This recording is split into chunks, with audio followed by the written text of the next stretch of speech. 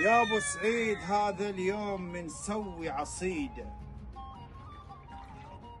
بالدهنة مزيونة وصحية ومفيدة. بشهر رمضان تذكرني واكتب لي قصيدة، عصيدة بدبس عوامي والأكلة هنية، عصيدة بدبس عوامي والأكلة شهية. يا ابو حسين بشهر رمضان سفرتنا عديدة، بالسوية وللقيمات وتريد وعصيدة، والحكايات في رمضان ذكراها مجيدة.